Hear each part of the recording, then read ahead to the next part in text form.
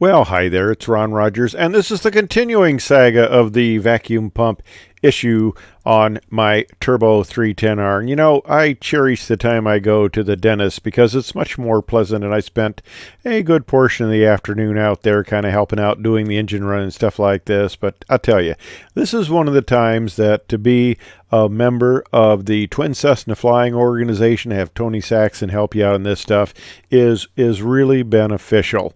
And that's when I got the 310 and was bringing it home. We got a little story on the cover of the magazine a few years ago. My son helped me fly it back home, and that itself was kind of interesting because we brand new airplane, not terribly familiar with all the avionics, and we're going into deteriorating weather at night.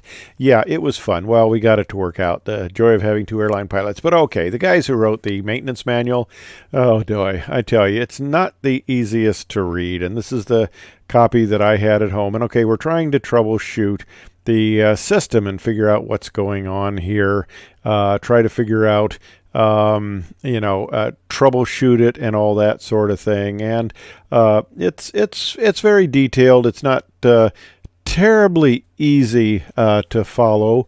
It's got multiple steps and things like that, so it's a lot to read through, and we printed it out and going out there. But see, the interesting thing is, the guys who write these maintenance manuals, they do a wonderful job, and it's a lot of work, and I don't know how they keep awake while they're trying to do it because it gets extremely boring. But some of the diagrams are just pretty amazing. Now, okay, it kind of shows you, yeah, there's the airplane, and it's got all these parts. It doesn't really tell you where a lot of these parts are located. And, that can be kind of interesting. You got to go fidgeting around there trying to figure out what is everything, where it's located, and things of that nature. And, that's certain parts that you want to be able to get to and check and things like that. It gets to be frustrating after a while. But the one good thing about the Cessna Flyer Association there, and it's not a commercial forum, although in some respects it is, because they're an absolute wealth of knowledge. And Tony, I wrote him and said, hey, what's going on here? We're having quite an issue here. And he wrote me back and gave me some reference, things like that. And actually, where things should be said, it made it a lot more clear. Of course, I gave this to my mechanics to look at. And hopefully we're going to troubleshoot it Saturday morning and I can get a test flight out. That's what we're hoping for. So they're going to get working on this early in the morning.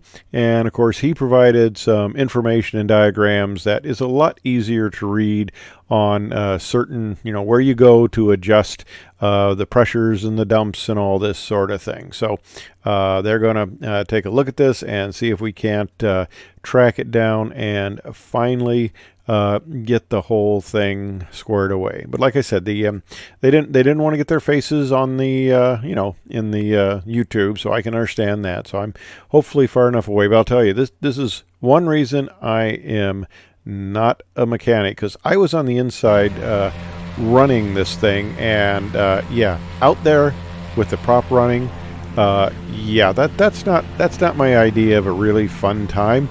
But I'm kind of the safety guy in there. Parking brake set, aircraft. We're not going to go anywhere. But the only good thing I can say is it was a very hot day, and at least it might have been kind of breezy there. And we're of course working on hand signals here, and he's checking the pressure. And that was the pull the power back because I'm going to go to the other side. So he's checking the pressure at appropriate places in the system to make sure we are having the values that we should be having. So repositioning here, that's not a job I care for. And there are a few little glitches here because I put the camera down while I was bringing the power up and stuff like that to give my full attention to make sure we're not moving. And then once we're absolutely static, then I'd bring the camera up. So there's a few little jump spots there. But this was the fun part of trying to check pressures and see where we were at.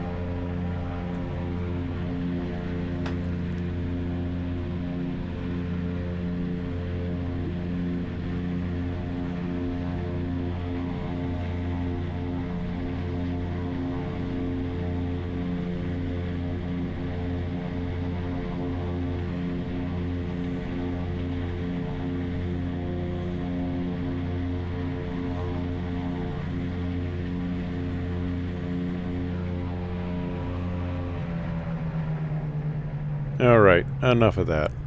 We're going to do some research.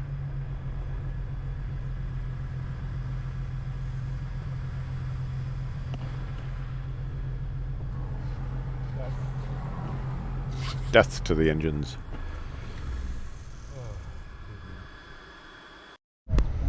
Alright, so here are the rear boots, the elevator, and we're out here running these, trying to check pressure, trying to figure out why these vacuum pumps are failing. And this is supposedly the dump valve that needs to be adjusted, and that's part of the problem.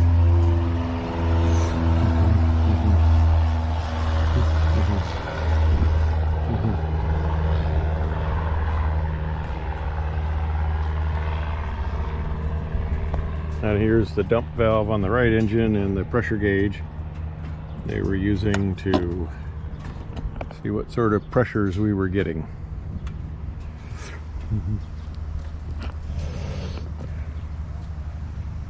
And now they're going to do some reading and try to figure out what's going on with this thing.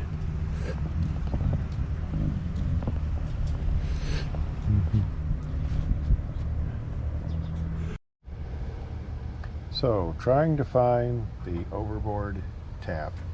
You know, you'd think Cessna could make their manuals a little bit easier to follow. We're opening holes here, trying to figure out where things are going. Oh, I can't see in there, it's dark. Oh, flashlight, flashlight. Let's see if this helps any. All right, flashlight on. Yeah, we're looking for the overboard port to put the fittings on that they call for. I can't really see what's going on because they got the paperwork here, and yeah, I think Cessna could have done a better job. Here's the paperwork. It tells how to do the leak test. They're thinking there may be a leak, and these fittings are going to go somewhere, but they sure don't look like they go anywhere up here. So that is the situation for the elusive. Why does this thing keep burning up? Vacuum pumps? The joy of aircraft ownership, I'll tell you.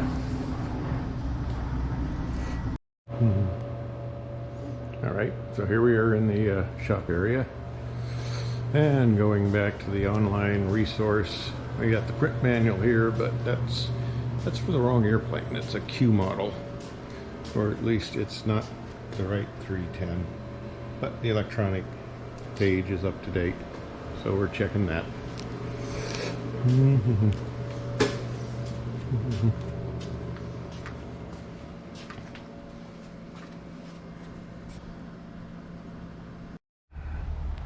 Alrighty, so we're giving up for the day. It's late on a Friday. Gonna put it back in my hangar. They're gonna try to do something Saturday. Maybe I can get a test flight out. I took and downloaded the engine data so I can see if that plug issue with the low RPM has been resolved. They replaced the plug, so we'll take a look at that, and hopefully they can get something done, and we'll get a test flight tomorrow. So for what that's worth.